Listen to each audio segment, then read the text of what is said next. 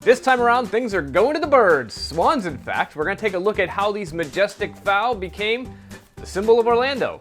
It all started a little over 100 years ago. In 1910, there were some residents who lived around Lake Eola who requested city council to allow them to place 2 swans in the lake. The request was granted, but there's really not any information available about those 2 original swans. While not much is known about the original swans, there's another group not that far away on Lake Lucerne. They become part of the Lake Eola swans family tree. But a few months later, a gentleman by the name of Charles Lord, he moved here from England in the 1880s, and he always remembered seeing swans when he was in London, and he wanted to bring swans to his home on Lake Lucerne. The origin of the swans have some conflicting accounts. One says Charles Lord had them shipped from England, another from Connecticut. Nonetheless, the swans got here.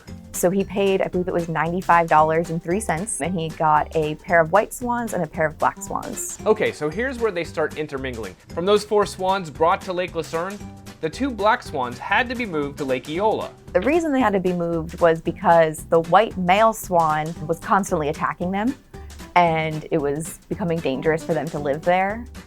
Turns out this male swan on Lake Lucerne had become so infamous he was making newspaper headlines. Talking about it in such a scandalous tone. His name was Billy, but he also had become known as something a little bit more fitting. He was the tyrant of Lake Lucerne. I know, chills, right? Was a menace. Like, he was known for chasing children and dogs around the lake. He murdered 2 of his mates. Billy, the tyrant of Lake Lucerne, had become so notable that when he met his demise, he was stuffed and put on display at a store called Swan & Co. on Church Street. And he's still roosting here in Orlando in the afterlife. We actually have the swan. He has been taxidermied, he's been stuffed, and he is in our collection. So consider this, the next time you're wandering around Lake Eola, and you cross paths with a swan and he gives you a little bit of side eye, maybe a hiss, there's a good chance you might be nose to beak with Billy's great-great-great-great-grand swan. It's possible. We don't really know, but we'll definitely have to look into some swan genealogy to figure that one out. There you go. That's the story of the Lake Eola swans. It all started over 100 years ago, and as they say, I gotta fly.